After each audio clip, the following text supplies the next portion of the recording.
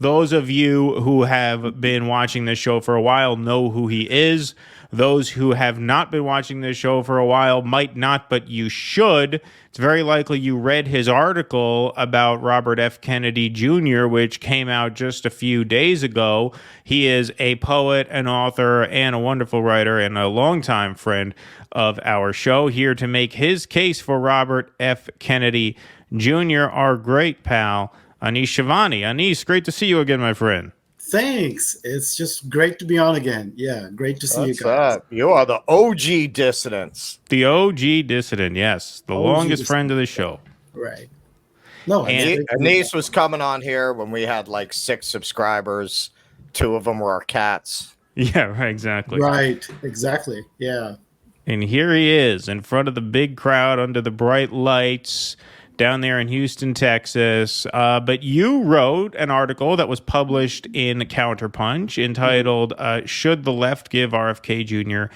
a Chance? And you got a very important retweet on that article. I would say the most important retweet you could possibly get. Right. It was, of course, from RFK himself.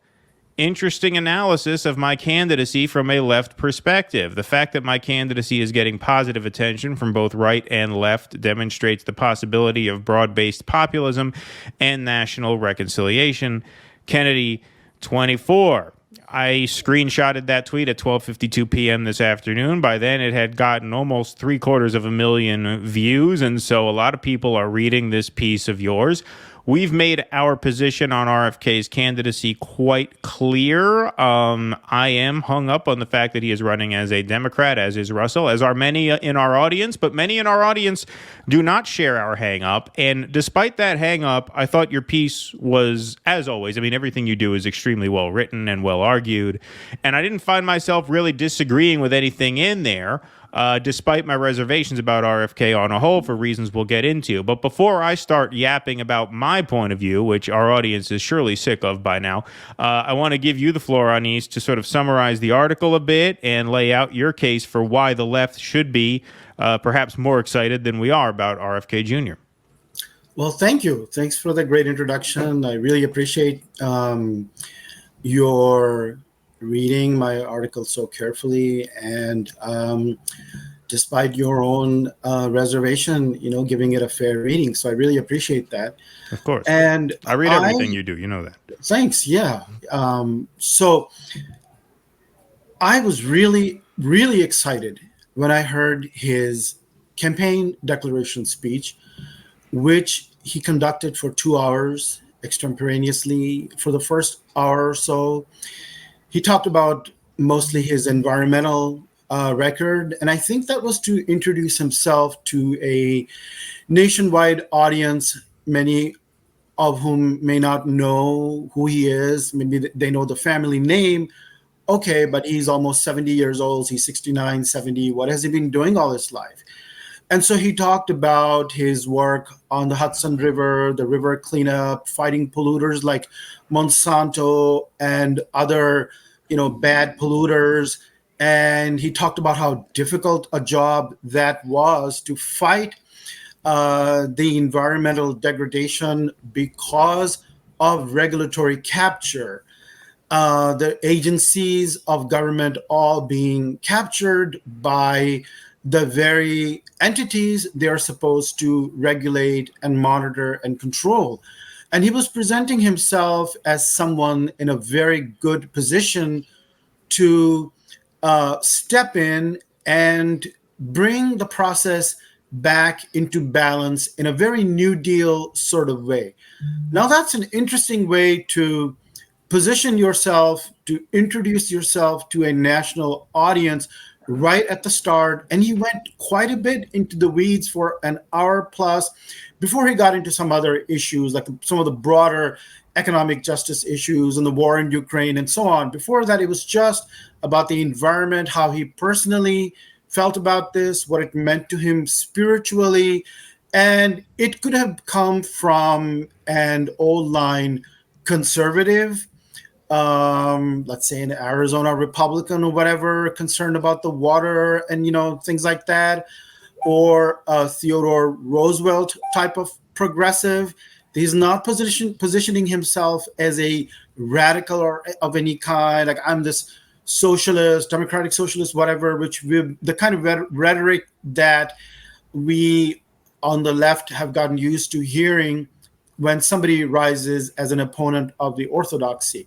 So it's very interesting, and he held people's attention for more than an hour as he went into quite a bit of detail about those regulatory fights and where he succeeded and where he failed because of how strong, how difficult it is to fight these forces. Then he went into the broader issues, but he still stayed very much in a sort of policy realm, and interestingly managed to hold certainly my attention. And you can see the crowd, and what I've heard from other people since then, from many people, people, for example, who responded to the article that I wrote in favor of his candidacy, people on Twitter and so on. Many people have said, wow, that was just an epic introduction speech, and it still lingers in memory, 3 or 4 weeks later.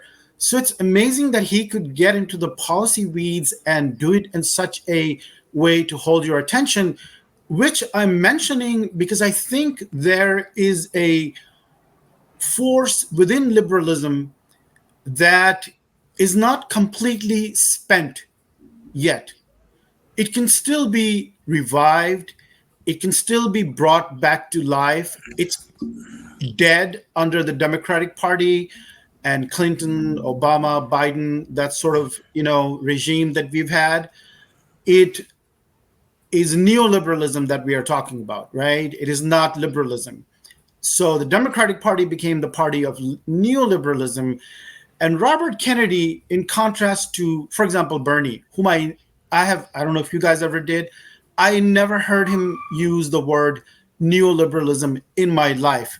I mean, I've never heard him use that vocabulary, that language. He talks about millionaires and billionaires, right? Okay, so you are personalizing it and you're making it sound as if these millionaires and billionaires are the problem, but the system is the problem. And what I've heard from Kennedy, and since then, after that campaign's introductory speech, I went and looked at a whole bunch of his podcasts in the alternative media sphere with all kinds of people. There was one with Theo Vaughn. I mean, he has his own Spotify podcast, which I didn't know about, but there's a whole range of issues he discusses. He brings on interesting guests. And it's not just the few issues that you think he might be associated with that he talks about. He talks about everything, right? So he's a highly intelligent, incredibly intelligent person. And for me, I have not heard anybody else make a case for reviving liberalism. He's not saying he doesn't say that I'm a socialist or communist or some kind of radical, right? He is explicitly appealing to conservatives, disaffected conservatives, not just the never Trumpers, but Republicans, independents, people in the middle, all kinds of moderate people, even all kinds of radical people who may have questions about the military-industrial complex, about the national security state, about what he calls the biomedical, biosecurity establishment. These are all very systemic forces, and he is aiming to contest those horrible, destructive forces from within a liberal perspective. And it's very hard to make a case for that. I realize that because you've had 30 years of explicit neoliberalism. Actually, it goes back to Reagan and even the days of Carter, if you really want to be precise about it. But Carter was really the first. Carter was the first person who started. So we're talking about 40 plus years of corruption. And here's somebody, as I mentioned in the article, who sounds like he came from 1968. I mean, a lot of his rhetoric. I mean, it's interesting to hear some of RFK Sr.'s speeches shortly before his assassination on race, on class, on the national division that was splintering the country at the time of Vietnam, plus the race riots and the racial turbulence as LBJ's Great Society and the war on poverty started to falter, mostly under the weight of Vietnam, right? So if you listen to RFK speeches from that era, and then you listen to RFK Jr., and you go, my God, the rhetoric, the presumptions, the audience that he's addressing sounds like this is 1968. And 1968, as I mentioned in the article, to me has always seemed like there. You can say that there were many turning points. You could even make the case. You could go back a little earlier to 1963 and pinpoint JFK's assassination, or 1945, with the atomic bomb, right, as these turning points. But even between 1963 and 1968, LBJ was doing great work, at least domestically, with the Great Society. So maybe it was 1968 when finally the Great Society just ran out of steam. And then you had Nixon and this retrenchment that has been going on now for 55 years. So it was fascinating to me that this is somebody who sounds like he comes from that era. And that seems to me very symbolically powerful, because it's as if he's saying, look, we have really gone off the rails these 55 years. He's not going back to some of the insurgents that we've had in recent times who may pinpoint the rupture or the dislocation point more in the near past, right? Like we went wrong in, I don't know, after 9/11 or right. 2008-9, the Great Recession, for example, right? He's not doing that, or even 1991-92 with Clinton and neoliberalism. He's going way back to 1968, and he recognizes what happened with Nixon, with George Wallace, and those people are still out there. He has a deep recognition, I think, of the Trump voters. Some of whom might have ended up being Bernie voters. He's not going to dismiss them. He's not going to, mock them as deplorables. He is explicitly going to appeal to them as well as disaffected liberals. And I think the strength of his candidacy for me is that he strongly believes that the Democratic Party has actually left liberalism. Now, if you are a radical, you could be a Marxist, communist, and you could say, well, you know what? I just don't buy liberalism. That's the liberalism itself is a problem. And you could say, well, what about FDR liberalism or LBJ liberalism or Teddy Roosevelt? He was sort of a liberal, even though he wasn't really, But he could say, well, you know what? I just don't believe that. I'm a Marxist. I believe that workers should have total control over, the means of production, etc. That's different. You can make that argument, but that's not where he is. He's not making that sort of argument. And he believes you can revive liberalism in both the philosophical sense and the political administrative sense. So getting the country back from these regulatory agencies that are totally out of control. And, you can talk about the medical establishment and the agencies that are part of that, right? That's part of that. That's not all of it. So the people who mock him will just pinpoint that part of it. Like his criticism of, let's say, the CDC or the NIH or whatever. But hey, he's talking about the whole range of agencies, not the least of which is the CIA. And since his declaration speech, he's been very outspoken on the CIA and the JFK and RFK assassinations, as I think anybody who researches those assassinations of the 60s, as I have very deeply, I don't know what other conclusion you could come to, right? So he is talking about, when he talks about these agencies, don't focus on just that, the current thing that he's most associated with, but let's talk about the CIA and the NSA. And he's very explicit on Snowden and Assange and all the dissenters, and we should not be punishing people. A couple of things I mentioned in the article, I think I said that censorship. So in order for there to be a real liberalism, you cannot have censorship. This is absolutely foundational. You've got to have freedom of speech, of all kinds of speech that you hate, right? And we, in 2023, it really, I think, as somebody operating in the liberal left media spheres for about 25 years now, I think 2015 was sort of a turning point, 2015, 16, and I think especially after they thought, oh my God, maybe we helped put Trump in power, so we just got to go the censorship route. the liberal media did. Right, sure, yeah. And the other turning point was 2020 with the pandemic, and they were like, oh, you know what? We just can't talk about this stuff. We'll leave it to the experts, and that's fine. So that's been going on for 3 years. And I think the thing that really gets conservatives who are not necessarily who may even be Trump supporters, but when he talks about censorship and freedom of speech, he gets everyone. I mean, he has a really broad appeal because people as a whole do not believe in censorship in this country. Even today, the woke people do, the establishment, the liberal media, the people who don't want to talk about this stuff, or the Ukraine war. No discussion about Ukraine war. Even Ukraine war, that's if you talk about that, unlike the Iraq war 20 years ago, right? This is disinformation. You're a Russian agent. You could be banned from Twitter or social media or whatever. That's a war that we are fighting. Well, not officially fighting, but it's a proxy war, right? So censorship is one thing where he's really strong. And I was very upset with recent progressive campaigns. And you can go back to, it also reminded me of Howard Dean in some interesting ways, because Howard Dean, in the wake of 9/11 and the Patriot Act and the illegal stuff that they were doing, justified by the Office of Legal Counsel, the OLC, with the torture memos and rendition and black sites and so on. And RFK mentions that always. I mean, he's very cognizant of the abuses that have happened under the CIA and the national security state in the last 20 years. And he wants no part of that. So Howard Dean in 2004, if you remember, he almost used the same vocabulary.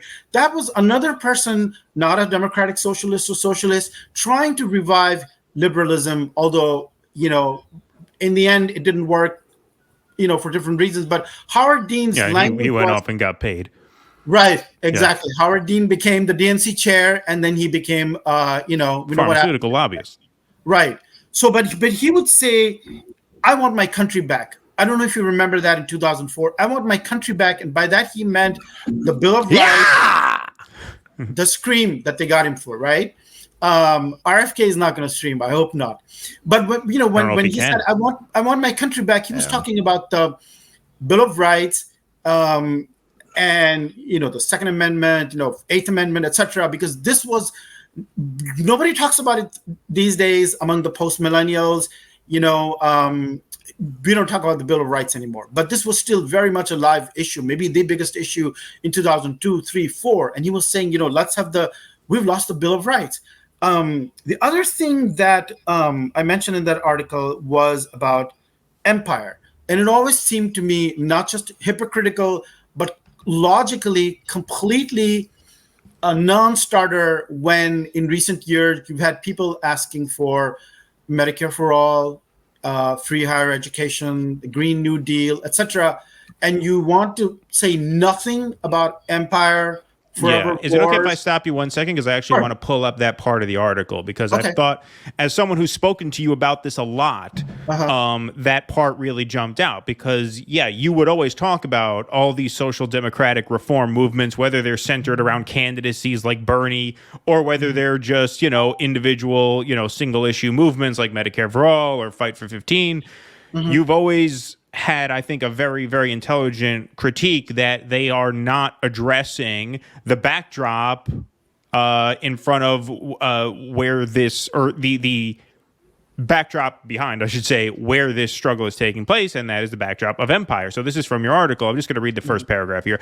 I was always bothered by the fact that recent national progressive campaigns have left the biggest elephant in the room, namely empire, mostly out of the discussion. It always seemed ridiculous to me to imagine that we could attain Medicare for all, a Green New Deal, free higher education, or whatever other welfare prescriptions of the moment were, while leaving the machinery of empire alone. It never computed to me that you can have surveillance, censorship, a uniparty system agreed on fighting new forever wars. In short, the whole apparatus of empire struggling to keep up with emerging challengers and have the domestic goodies at the same time. Sorry to cut you off, but I thought that passage was worth reading. Thanks a lot for reading that. So I think I'm just going to finish up. I think that's also where he can have a lot of independents, disaffected, real liberals within the Democratic Party, outside the Democratic Party. They may have stopped voting. He'll appeal to a lot of conservatives too, because you may have noticed that this anti-war sentiment is mostly today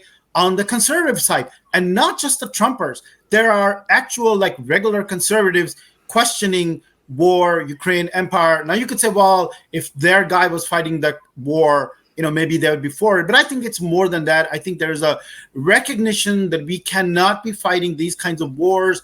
Sanctioning Russia hasn't worked. It's not going to work. It's just going to accelerate the process of de-dollarization and decoupling from China. And it's going to leave us in much worse shape when this is all over. If we keep going this path and try to fight these impossible wars that we can't possibly win, and China is going to be next, we're going to be ending up in a very sad, sorry state, as a broken empire by the end of this decade. And I think that there are enough people out there, left, right, center, who recognize that, where RFK is making sense to them, because he's putting those two things at the center. And, it's interesting. The one way to say those two things is, and I always give Trump credit for that. I mean, no matter how you may feel about the rest of his politics, he says the deep state and fake news. So what is the deep state? The deep state is the military-industrial complex, right? It's the thing and the surveillance state, yeah. Right, the surveillance states, and now the biomedical establishment has become part of that much more so than it was in the past.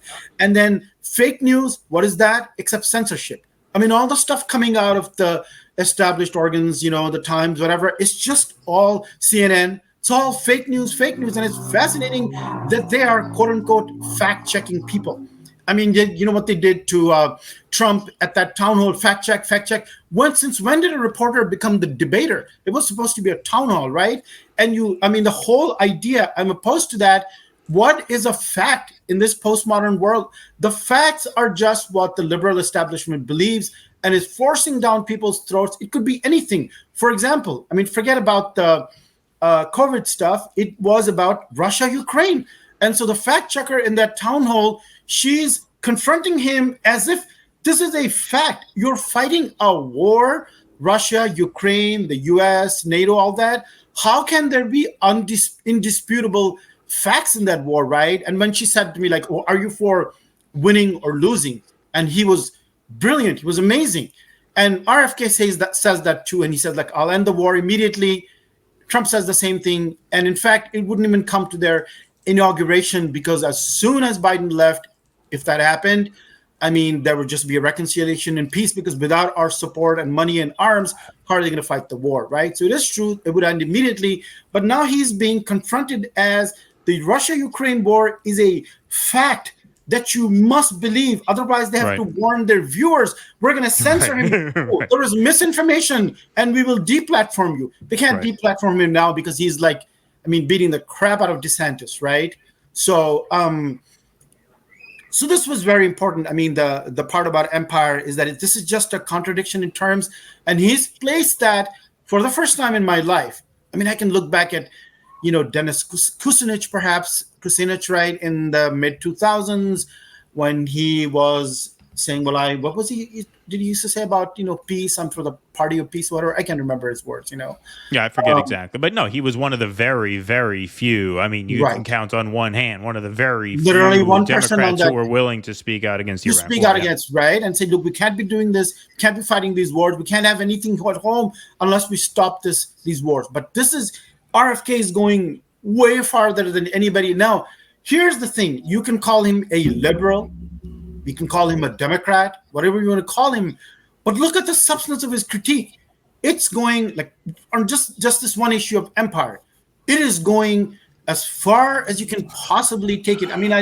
As a radical, somebody, I wouldn't call myself a liberal, right? But there's not much I can add to his critique of the national security state, what we are doing as an empire around the country, how we're messing up these countries, the CIA, coup d'etats, the whole horrible history of the Cold War, what we've done since 9/11, what we're still doing, the 800 military bases, the Pentagon budget. What more could he say that he's already saying that I could add to it? I mean, there's not much, right? No, I think that's a really fair point. And I just want to bring up one more thing before we get into some of our reservations about RFK, and then I'll toss to Russell because I know he's ready to get into that, as am I. But one thing that jumped out at both Russell and myself when we were watching that speech, and I believe Russell actually mentioned this when we were doing the segment on his launch, and he also mentioned it, I think, Anis, when you were on the air with us, about how that older generation of political leaders like RFK's uncle, right? But even beyond that, even guys we didn't necessarily like all that much, they just spoke so much more intelligently and with so much more depth and mastery of language than the politicians of the day, where he's even a guy like Obama, who was considered a great orator. He was a great orator the way like The Avengers was a great movie. Yeah, it's a great production, but there's not much underneath it, right? But one of the phrases that RFK used when talking about the Russia-Ukraine war, I forget the exact phrase, but he mentioned the flower of Ukrainian youth. Right? Just that phrase jumped out at me. It's like, that's something his uncle might have said, right? His uncle may have turned a phrase like that, and Russell even pointed that out. And so you're right here in the piece. I doubt that we have heard such eloquence and intelligence since the great charismatic leaders of the 60s, his uncle being one of them, obviously. Our latter-day politicians having spoken mostly in a narrow-casting language of transactionalism. I thought that was a really, really great sentence there. So do you want to explain kind of what you mean by that and how just rhetorically he is this breath of fresh air, not in the sense that he's something new, but that he's something that that like represents something too old for many of us to remember, obviously before I was even born, and Russell for that matter. Right. We hardly remember it's that not often language. we get to talk about something that was before Russell's time. Yeah. Yeah. When we talk about the Model T. Yeah, right. Exactly. Yeah. Yeah, you mentioned Obama, but Clinton too, who was supposed to be the great, and Reagan as the great communicator. Reagan was actually called the great communicator, but among the Democrats, among liberals, it was supposed to be Clinton. Now, Obama was all teleprompter, and I never found his rhetoric because it was just literally these bullshit establishment words, completely meaningless about whatever, these speeches, right? Which the national media. All right, Anis, do you remember this? I don't want to. I'm not gonna take the mic from you. But do you remember when David Brinkley got caught on a hot mic at the Democratic convention? Doesn't have an X bone in his body. Remember that one? Well, he was saying that was the end of Brinkley. That Bill Clinton was completely boring. He said he had no original ideas. He said in 1996, and I remember watching that because that was at the convention. Yeah. At the convention with Bob Dole. I'll say whatever you want me to say. What do you want me to say, right? And Brinkley said that Bill Clinton did not have an interesting bone in his body. I haven't thought about that in years and years. He's got one pretty interesting bone.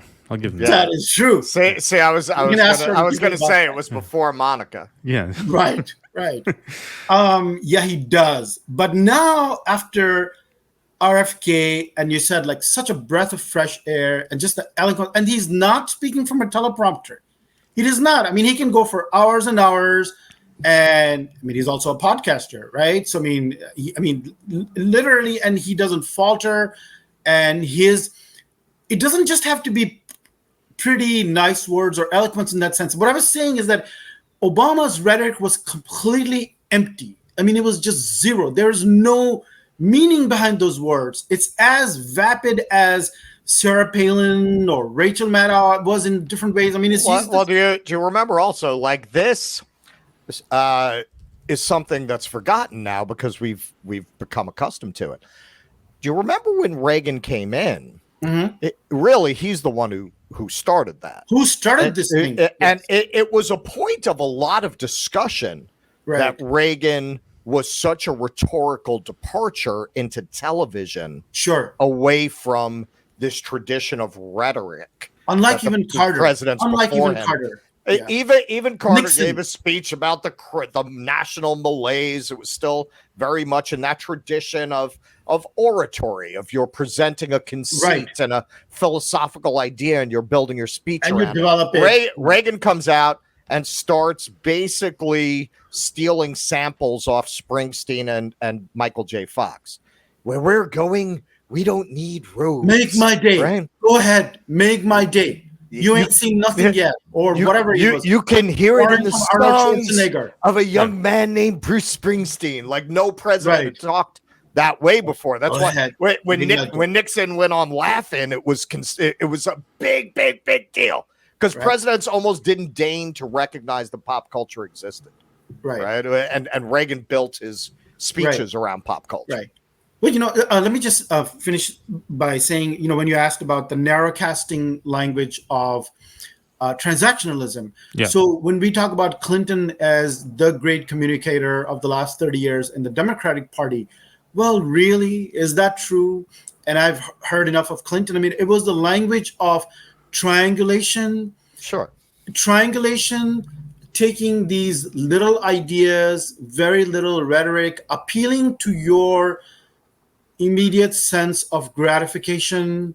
He came to tell you to feel good about yourselves in these very little ways, and he was going to do little things, and there was no vision either in foreign policy that he presented. Now, in fact, behind the scenes, they were trying to re-engineer the whole world, the bureaucrats at state and Pentagon and so on.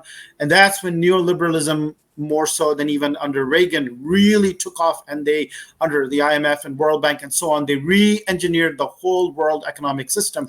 But as far as his speaking style and what he was telling the American people was very little things in very little, sort of dismissible ways, very forgettable ways. You even remember anything one thing you remember is the era of big government is over. I remember that, right? Or welfare, mend it, not end it. That's about it, right? So, I mean, that's transactionalism. Yep. I mean, if you think about that welfare, mend it, not end it, you think about what constituency is he appealing to?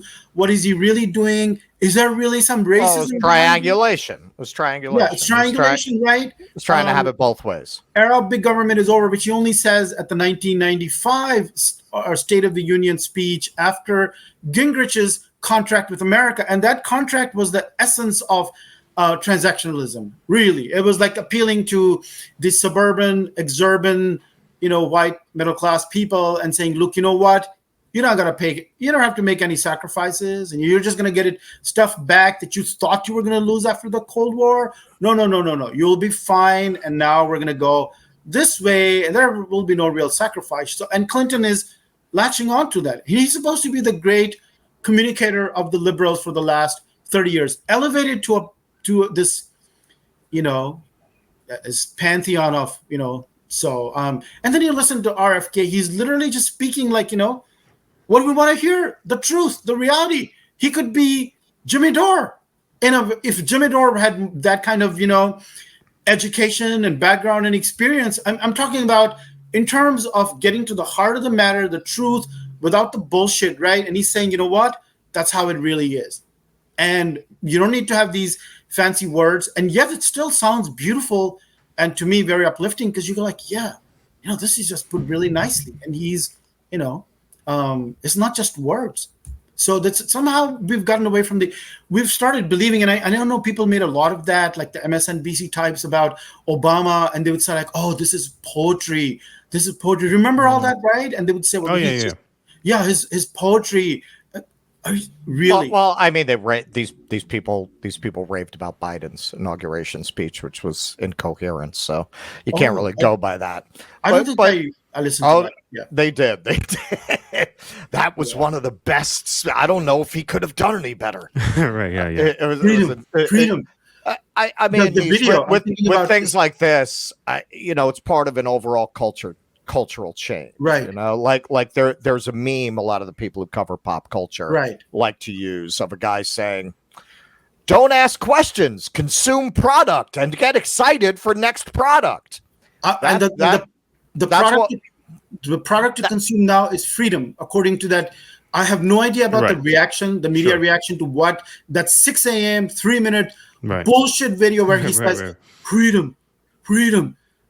Oh my God! He didn't even have a rally. He didn't have people, that was the humans.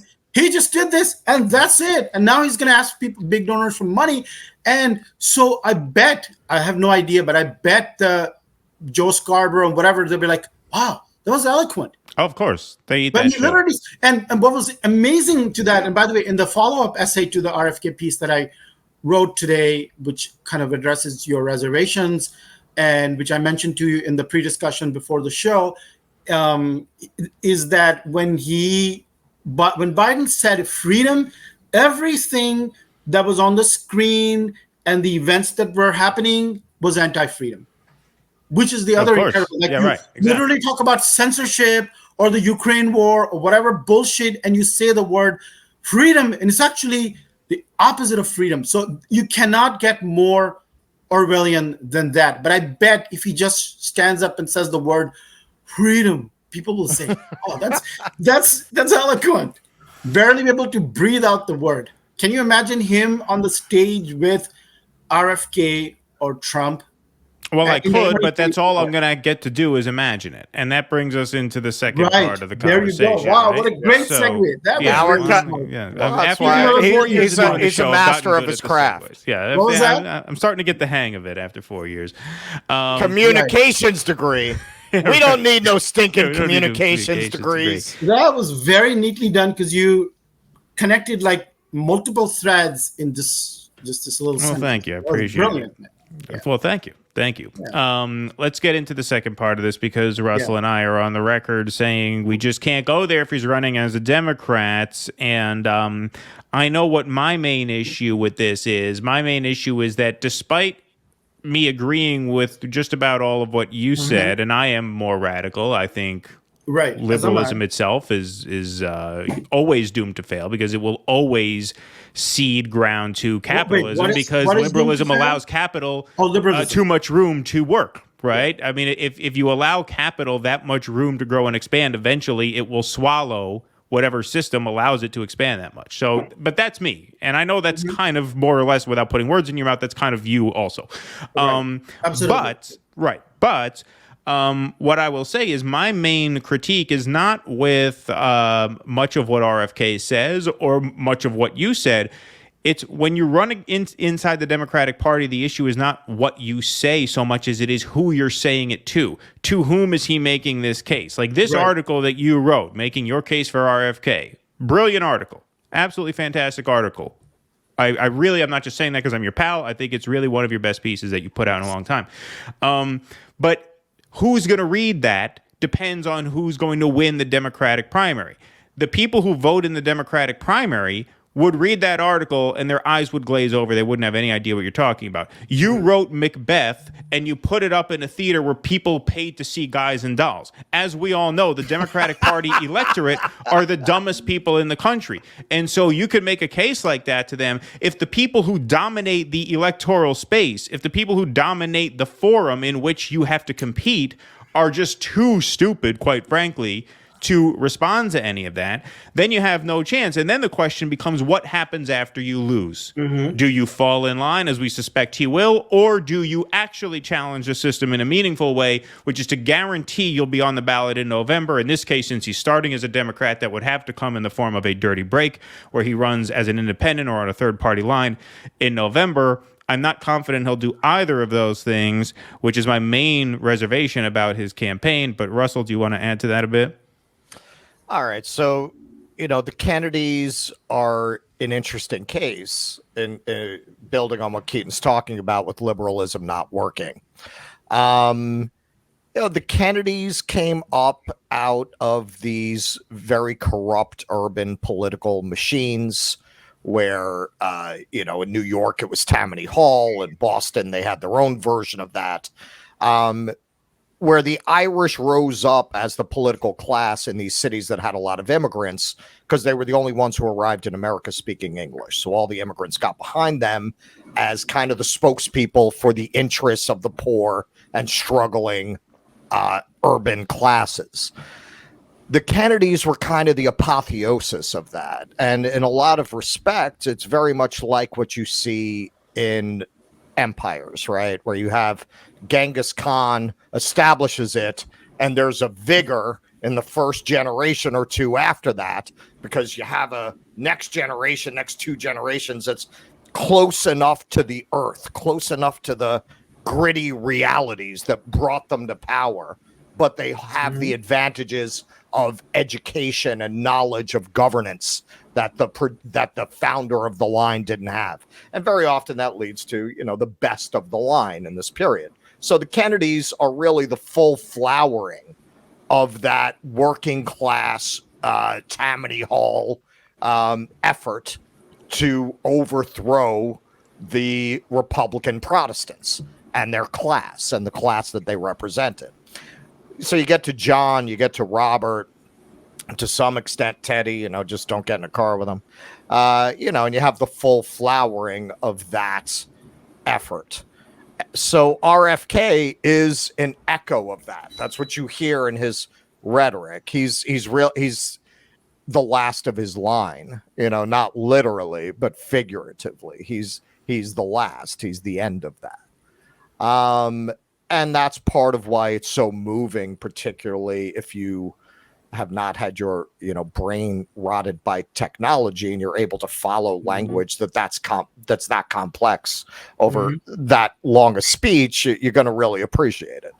I would question whether if he got anywhere, that would even appeal to most people, if they'd even be able to follow what he's talking about. Especially Democratic voters, especially the people who listen to Politics Girl and the Harry Sisson, right? Yeah, it is important. It is right. Like would they even be able to sit in that stew? Right, exactly. That's a question in and of itself. But setting all of that aside, look, you're sitting here, and essentially what I'm hearing is you're explaining to me exactly why somebody is a great poker player, and you're telling me, and that's why you should stake them, even though they're about to walk into a casino that we know is rigged. We know the casino, so I don't care what their poker game is like. What are we even talking about here? Who cares? Who cares if you agree? You could agree with him all day. He's playing in a rigged game. Now, if he were running as an independent, different story. And just to head this off, we've had a lot of people when we get into this say, nobody's saying to put up money or time. Well, that's a very peculiar presidential campaign. Maybe you're personally not at, but certainly he's going to. He's going to need something, or for the Marianne people, she's going to. People who are running are going to ask. So yeah, hey, in the very unlikely event that RFK is on your ballot, you want to go down and make a little statement? Go ahead.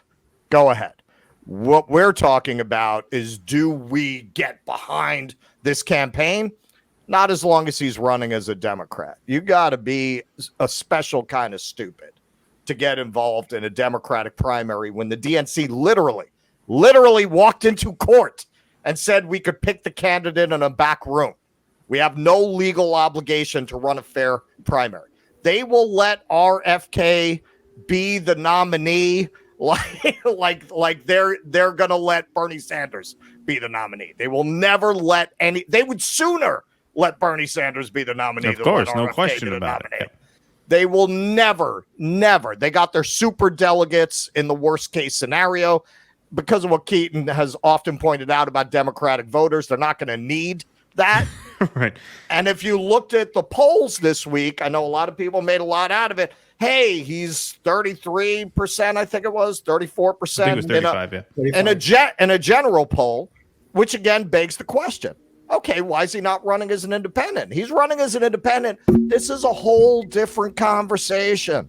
It's a whole different, we're 100% behind it if he's running as an independent, but not as a Democrat. And aside from that, my good friend Joe Biden, where have we heard that? That was what Bernie said before he fucked us. Okay, he is telegraphing to you right there, no dirty break. And this ends with me telling you, in spite of everything I said about the empire and all that, you have to vote for Joe Biden because in the end, I'm like a fifth generation Democrat. I'm basically Democratic royalty. I'm not going to break from the Democratic Party. I'll piss off my family with my stance on schmaxine, but I'm not going to go so far as to completely burn my bridges with all of my relatives and make it impossible to attend Kennedy family parties forever after. This ends with him telling you to vote for Joe Biden, and he made that very clear. And frankly, on a moral level, this guy's so moral. He's so moral. Why are you good friends with the author of mass incarceration?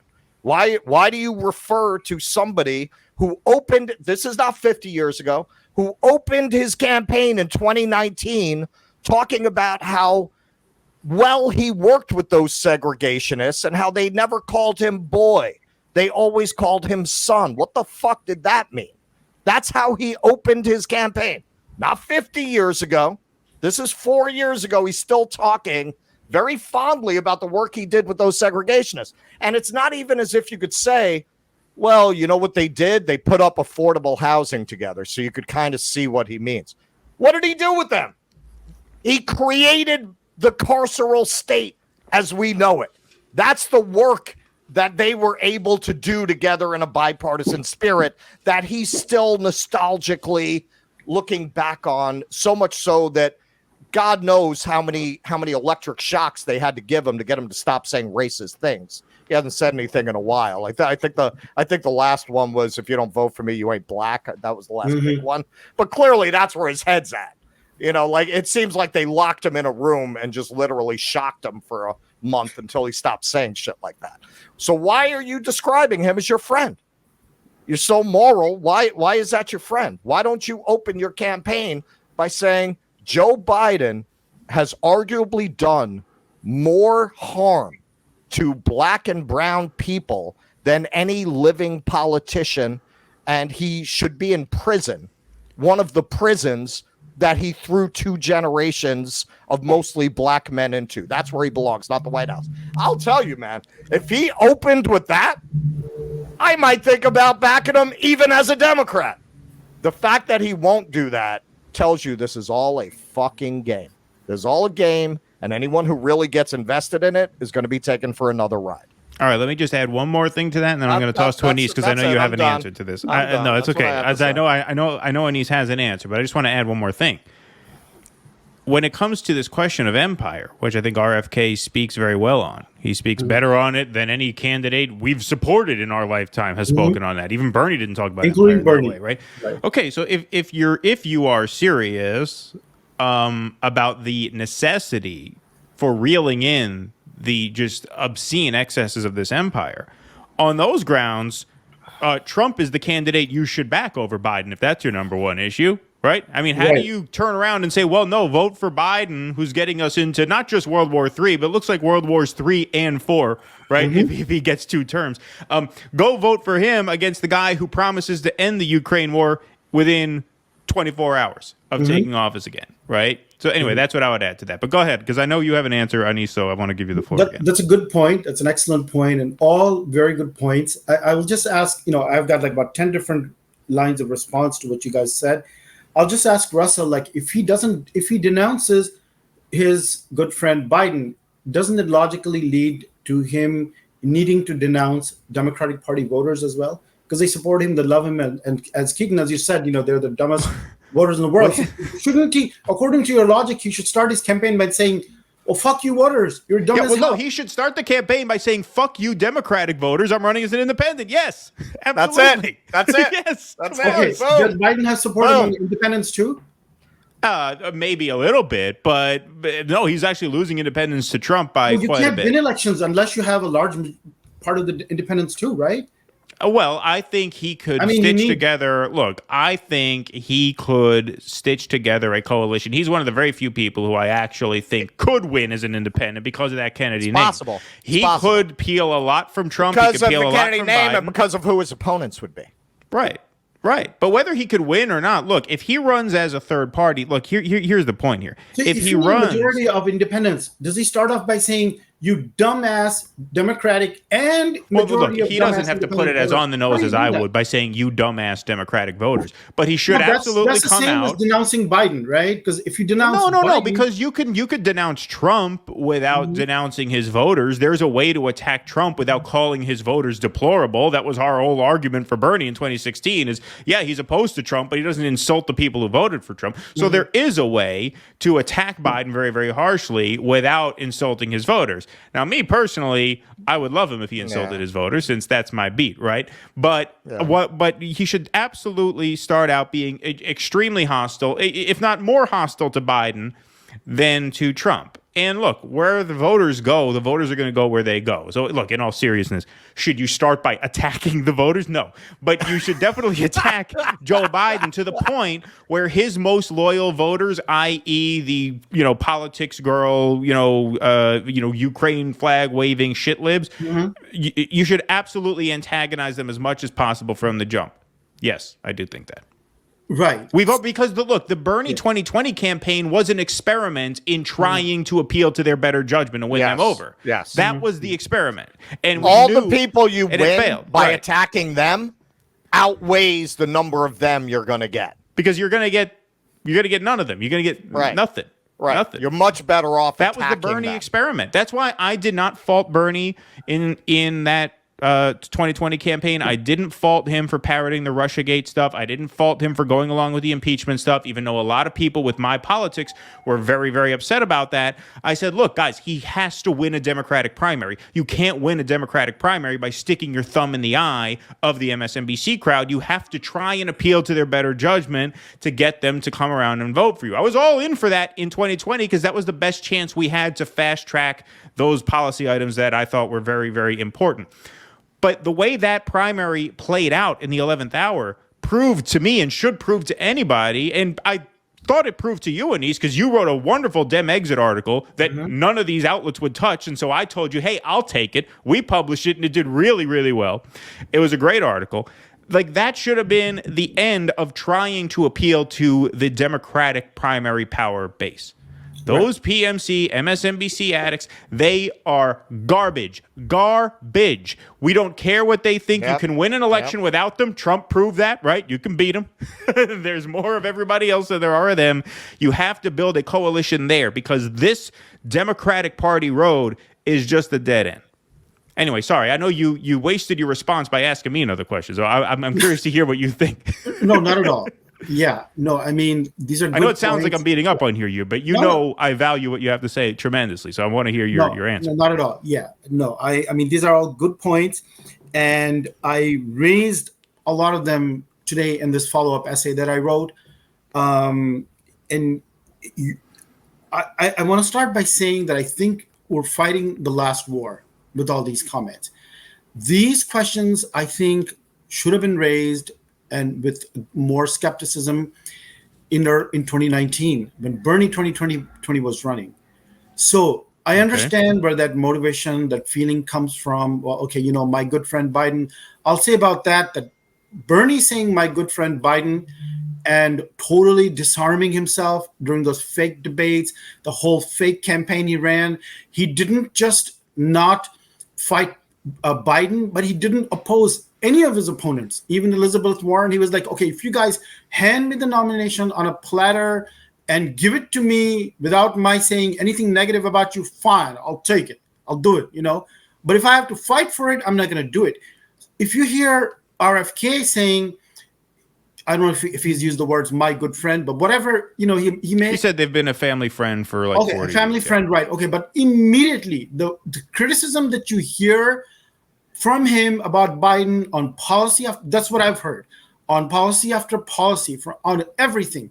It is so harsh that Bernie never went in that route. I mean, Bernie did not have a critique of Biden or the Democratic Party. He just had an alternative fantasy of Medicare for all and Green New Deal and free higher education. And it was like, it just always felt fake and fantasy to me because that's what he was doing. Like, this is my fantasy. It wasn't so true in 2016 because he genuinely disliked Hillary Clinton, I think, and his positions were more rooted in reality when he would talk about in 2016 about campaign finance reform, about more commonsensical things. He wasn't living in this fantasy woke world as he did in 2020. So, as I think that RFK saying those few words about Biden, I think Biden is a very old man now. I mean, on the death's doorstep if he wasn't getting the medical care and the attention, if he wasn't the president, right? He'd be in really bad shape now, right? He'd be in really bad shape.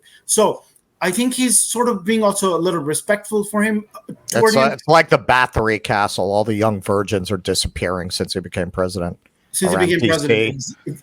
Yeah, how is he? What blood is he feeding on? Right, we don't know. Yes, right, exactly. So I think that, I mean, as you said, that I wrote one of the first essays on Demexit, which way back in March of 2020, nobody would touch because it was just too dynamite. They were like, oh, we don't want to go there, right?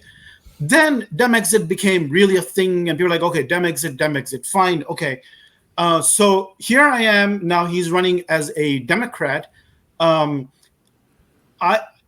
mean, he's running as who he is. He thinks of himself as a Democrat. Bernie was a democratic socialist and independent running as a Democrat. So that's a weird. Okay, but No, who cares? That's a good point. Who cares? But yeah. You're telling me you like the way he Bernie plays was just a poker bunch in of the rich hypocrisies casino and contradictions and insecurities, and I don't see that in this guy. Who cares? I do care because you're comparing. He's playing in a rigged casino. He's playing in a rigged casino. No, I don't care how he plays poker. Okay, you're comparing this to Bernie 2020, right?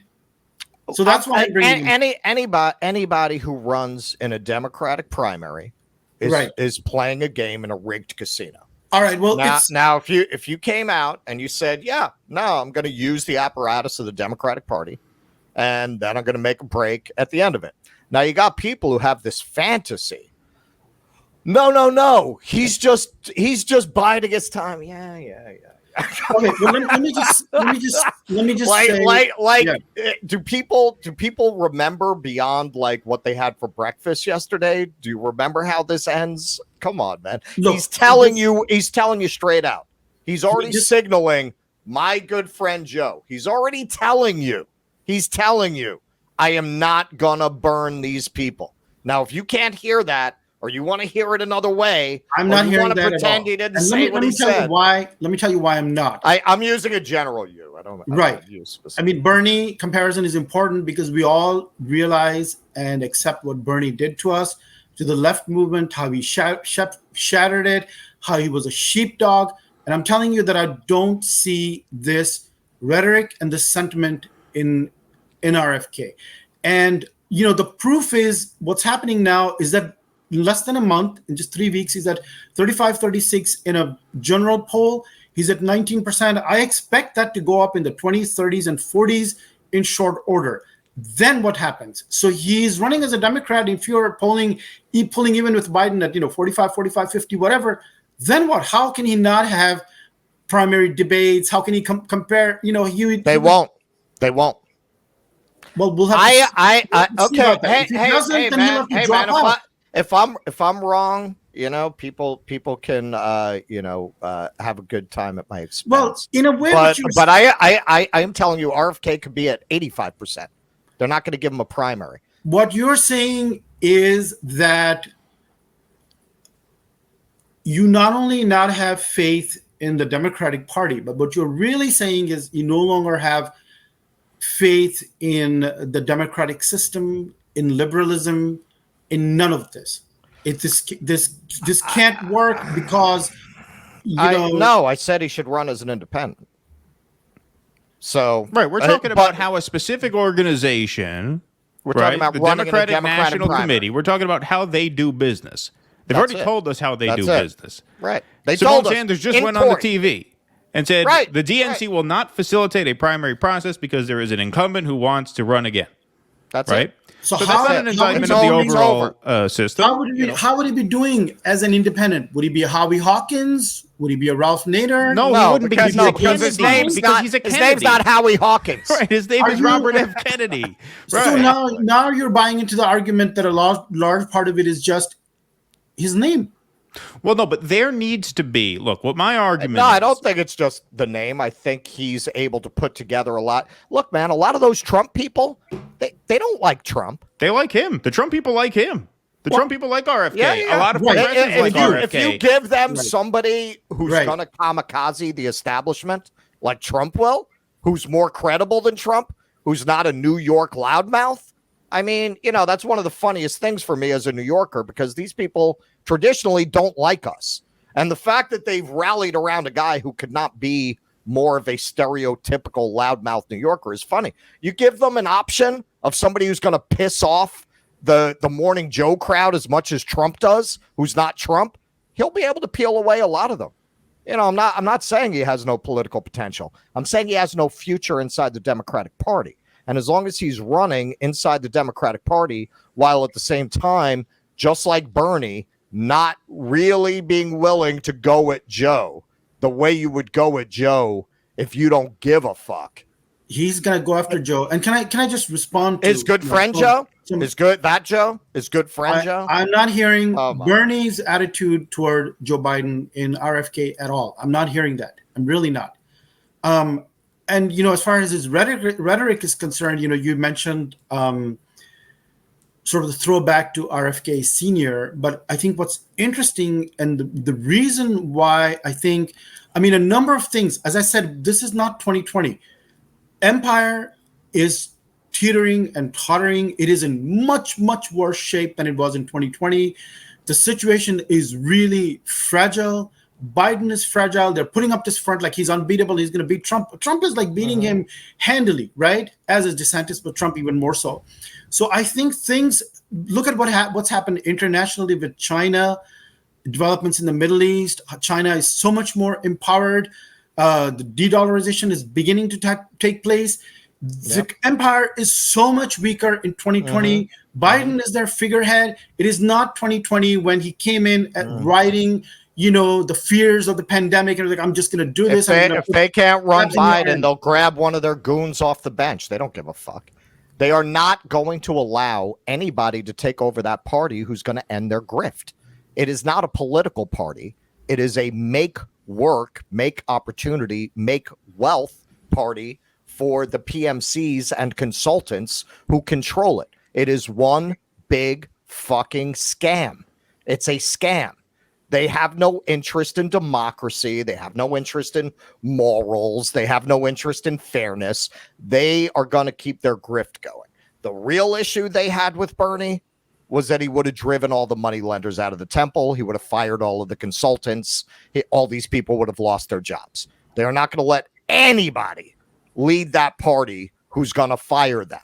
They have no interest in doing that. They went into court and made it clear they will never let that happen, even if they have to go into a back room and pick the candidate and nullify the results of a primary contest, which they're not going to hold to begin with.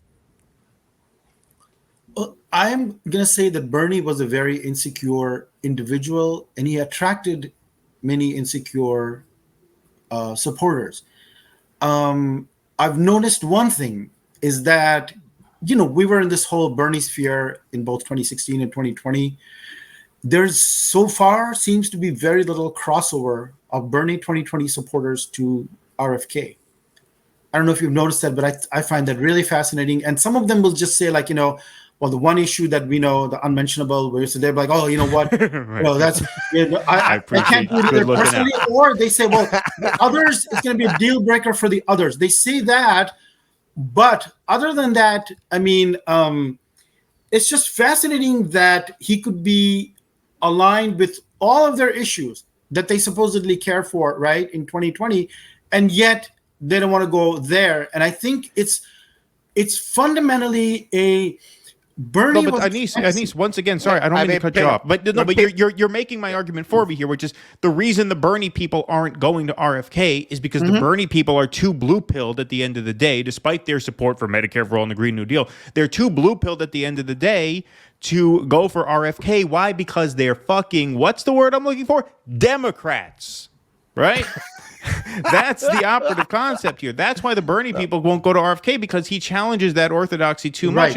And if Bernie challenged that orthodoxy too much for them, and they did to Bernie what they were able to do to Bernie when he was about to win, then what do you think they're going to do to this guy, man? I mean, he's a Kennedy. Don't forget. Anis, I was having an exchange with one of the few dyed-in-the-wool Democrats who's still willing to deal with me. And, you know, when I talked about, I mentioned how one of the reasons Trump is blowing out Biden is because of his position on Ukraine. And the person automatically, just because of the way their brain works, thought I was complaining about that. Meaning that my meaning was, isn't this country fucked up that people like Trump's position on Ukraine and Biden is losing, and the person like commiserated with me.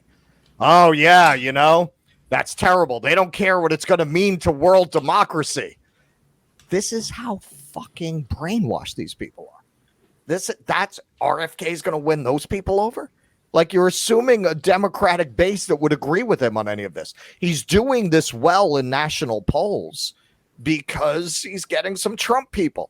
He's getting some independents. Yeah, he's getting some independents. He's getting a small sliver of Democrats. Probably half of them are 85 and think he's his father. I think he's got a real chance because he accepts the darkness in a way that Bernie and Bernie supporters never were willing to. And so it's not just RFK Sr.'s speeches or rhetoric or ideology, as it was, let's say, after MLK's assassination. And if you heard that speech, right, it was not really going to the darkness in the American soul. And I think this guy, RFK Jr., is going there. He's going there all the time. And that sounds very much like Trump as well. And it was interesting, in that town hall, which I found just absolutely fascinating, when Trump admitted it. And you have to wonder, that was really remarkable when he said, first of all, on Russia, Ukraine, and he's like, I don't believe in, winning versus losing, and people are dying. They're dying, right? So that's interesting. But the other thing he said that was amazing was, we will default at some point. And in a way, that's fascinating that he would say that, because essentially, in a weird sort of way, he's recognizing that we're bankrupt. We're going to be bankrupt. And he's also saying we can't be running this empire. That was actually, you're right. Nobody really talked about that moment. Right. We will that default was anyway. Very interesting. Okay, now that's very interesting. And soon the entire Republican Party is going to be there because he's leading them as usual. Now, it's very interesting, Keaton, what you said is like, should RFK be supporting Trump over Biden? And I would say to that, he essentially, in a way, is our Trump. And I mean that. He doesn't need to do that because, in a way, he thinks that he is not co-opting because he has his own independent thinking process. He's not just taking from Trump, right? He thinks within the liberal tradition, he can have a very radical critique of inequality, of empire, of class, of race, and make it work. He really believes that, and he believes he can work that as an independent. Now, why not as an independent? I don't know. You'd have to ask him, but he's polling at, 19% within has anybody ever done that? When Bernie started, he was like 1-2%. It took him months. His name wasn't Kennedy. What was that? His name isn't Kennedy. I don't think that's all it is. I really don't think that's. No, I don't think that's all it is either. I'm not saying that's all it is. I'm saying you can't compare a guy named Kennedy with how a guy named Bernie Sanders started, right? An obscure senator from Vermont started. Yeah, you can't compare those two things. No, I don't. I think he's getting a lot of his support from red-pilled people and how would you say? What would you say? Not really from Democrats. The poll shows that. Right. What would you say if in Democrats and double that in the general population? Right. In a short period of time, he is, and you can see that from the Twitter responses to my article where conservatives, Trumpers, never Trumpers, independents, liberals, Democrats, many Democrats. So he should run as an independent. You're calling them dumbass Democrats, but many Democrats saying, I don't believe in this Democratic Party. I believe in the Kennedy Democratic Party. This is bullshit. A very small number of them, Anis. Well, but if he polls at 45% or 50%, are you still going to say it's a small number? Well, look, right? in the Democratic Party, polling. Look, he's already at 19%. Are you going to persist? Are you suggesting that Are you suggesting that RFK could poll at 45% in the Democratic Party, or even 40%? Absolutely. I'm predicting that he'll be there very soon. Anis, absolutely. Man, we'll have to see. I know you live kind of hand to mouth. We'll have to reconvene on this. Look, he's at 19. We'll have to reconvene, right? I made a bold prediction. Yeah, absolutely. He's going to get a majority. He's going to be even with Biden in the Democratic Party very soon, because this is elite liberal wokeism that nobody accepts them. And we are too swayed by the media. We are in this media world. We hear this bullshit and people are threatened with, oh my God, Trump, fascism, this, that, right? You're going to die. But when somebody from within the Democratic Party presents a message that is both dark and optimistic, and he says, it's really, really, really dark in a way that I have not seen anybody else do it, because they all come along as optimistic and believing in the American dream. This guy is saying it's an American nightmare. And guess who that sounds like? That sounds like Trump, because that's what he says, right? He's like, this is American dystopia. This is an American nightmare. Now, RFK doesn't use those words, but he's describing a nightmare of totalitarian surveillance and telling you what to do, right? So he's already taking that part of Trump's appeal, packaging it in a way that can make sense to Democrats. And I honestly believe that there's enough liberals, there's enough Democrats, and enough conservatives to listen to this, because it's free of this woke shit. And it's also free of some of Trump's dumbness, because no matter how smart he may be at a gut level in terms of, we're going to default or people shouldn't die in Ukraine, there is the dumbness about him as well, which RFK doesn't have. So I honestly believe that he's going to attract a very large number of Democrats. We'll see about that. Okay, all right. Well, look, we have to wrap here because we have a lot of other stuff to cover. I think 99% of what you just said there makes perfect sense. The part that doesn't is that the Democratic electorate is under the thumb of the media. The Democratic electorate is consumed by wokeness. If he were appealing to a general population, I'd be 100% on board with everything you just said. Right. To me, and I'll just say one thing about that is that he is completely cognizant of that. Unlike Bernie 2020, he was like, I'm going to place nice with you, liberal asshole. All right. Media, well, right? Listen. What I've seen, he's on all the alternative media. He totally understands this challenge of breaking through the liberal media's perception of it and telling the what you call the dumbass Democratic voters what to do. He even said, I heard him say, I'll be on Alex Jones if I need to. Alex Jones. No, he went on Jim Iverson. Look, look, I give him credit for that. Those would be great places. Right. So he's on as an independent. As an independent, that would really move the needle for him. As a Democrat, have you talked to these people? I think we're almost in a They point. are dumb as dog shit. The Democratic Party is that for him. You know what they do? Joy Reid's going to go on and go, RFK just spoke to Kim Iverson. They're going to go, and that'll make him even stronger. That will make him even stronger, because when they tried to do that, if he ran as an independent, stronger. Right, with independents, not with Democrats. Not with Democrats. I think at this point, the Democratic Party is so broken and so bankrupt in 2023 compared to even 2020 that a lot of it is just labels. Like, you can call, socialism in maybe in some authoritarian, Soviet influenced country in the 60s versus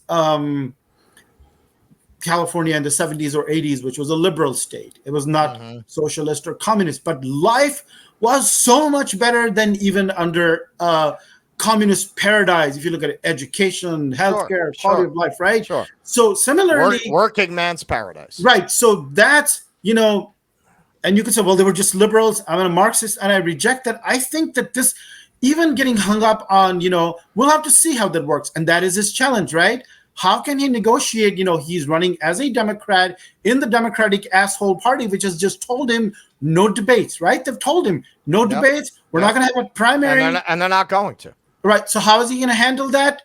That's up to his abilities and capabilities and his intelligence. How is he going to deal with that? That's his challenge, right? I have faith in him. I have a lot more faith in him than I ever did in Bernie, who always came off to me as a very insecure person. Especially I think that is a valid. I think that's an absolutely valid point, and I do buy that. But all right, we do have to wrap now because we got a bunch of other stuff to cover. Before we wrap, Anis, I've told you this in private many times before to no avail yet. So now I'm going to tell you in public with 630 people watching.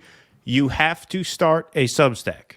you really have to start a Substack. You would do extremely well on Substack. What if RFK retweeted your Substack article? You'd be in business today. You'd have an online magazine going. Make a little money. You get some subscribers. You should really start it. I will help you out with it if you need help setting it up. But you should absolutely do it because you're such a great writer and you have so much to say, not just in terms of politics, but literary criticism, poetry, fiction. So you should really do that. I was resisting publicly pressuring you, but you've pushed me to this point. Now you have. Yes. Yeah, right, exactly. Yeah, I should be more savvy, right? Yeah, go on Substack. It's easy. It's free to set up. You would do fantastic on it. I promise you would. Yeah. But Anis Shivani, you are writing a sequel, a part 2 to this RFK piece that's dropping soon. Okay, so we'll be on the lookout. Because anticipating a lot of the stuff that you said. Where do they find that Counterpunch? Well, it'll be out soon. I haven't sent it out. I'm still writing it. I mean, I finished it, but I have to edit it and send it out. Put it on your But Substack. I anticipate many of these points because I can see if you are a Bernie person who was burnt by the Democratic Party, you can see what the Democratic Party is doing with the shenanigans this time, which is so much more blatant than 2020 when they've just come right out and said, no primary, we're not going to have a primary, we're not going to have debates, right? And RFK has confronted that. What if he's at 30, 35, 40, 45%, which I honestly believe he'll be there soon. Then what? How is he going to handle that, right? That's an open question. We'd love to see what he does. So given all of that, how do you justify running as a Democrat, given your critique? You also raised, Keaton, a very important point. If you truly believe in this empire stuff, why not Trump over? If it comes to that, right? If they just push him out, if they make it impossible, who knows what they're going to try next? They're going to try. They've got their thing worked out, as I can already see from the Twitter reaction. They've gone insane, right? Because they don't want him to get traction among the general population. They want to just brand him as this. You know what I'm talking about, right? He's just this one person. But if they think he's got a general critique, oh my God, he's going to start appealing to all kinds of people. So then, if it comes down to that, the logical choice would be, I agree with that. If it came down to those two guys, for me, it would be Trump versus Biden. I mean, Trump literally just said to you in the debate, people are dying. I don't want people to die. That's an overriding factor, overriding issue. And how could you, if you are a moral person, go against that and buy into the Democratic propaganda against Trump, right? So those are all open questions, and we'll have to see. People have already said to me, this is going to be really interesting. We didn't think a month ago that the 2024 election could be this interesting. But now, first of all, the way that they tried to destroy Trump and it backfired on them. And you could also make the argument that they were also trying to elevate Trump as the candidate that once again, these assholes in the Democratic Party think would be easier to defeat than DeSantis. So they were like, let's do this. We do the Mar-a-Lago thing. We do the Alvin Bragg thing. And, he'll be weakened. He'll get the nomination for sure. Let's make sure he gets the Republican nomination, but let's compromise him to beat him in the general election. So that's their thinking, and they're doing it again, exactly what they did in 2016, right? And they've got their whole plot against RFK if he starts going in that direction. So it'll be very interesting. My money is still on Ron DeSantis. Can I just say one last thing about RFK is that until 6 months ago we talked during the 2022 election. And everything that happened since then, I appreciated Trump's rhetoric at the Waco rally. And I really liked, I know you guys didn't, his election speech at Mar-a-Lago, where I thought he was very reasoned and trying to be rational and everything. And then I loved his town hall because I could not believe this stupid reporter and how she was just fact-checking bullshit. And he never lost his calm. I mean, rhetorically, he's got abilities that I have not seen anybody in my lifetime, just from a plain rhetorical point of view. So what RFK's candidacy does for me, and I suspect for many liberal, leftist, Trump-leaning supporters, is that he gives us we no longer have to be in the Trump camp, if you see what I mean. I know. He gives you an anti-establishment. I've got somebody else now. I got another horse I'm backing. I can put all my mental energy, emotional energy, and I still appreciate Trump for the right reasons that you should appreciate him for: anti-war, wrapping up empire, etc., a whole bunch of things, right? But now I got a guy who's actually on the left, who's not dumb, who's giving me all the good stuff. The only question is, can he cut it, in the Democratic Party. How does he negotiate this minefield that they've really got a minefield set up for him, right? They got all the stages of torture and destruction set up for him. But the thing is, he knows it too, right? We agree that he realizes what he's in for, right?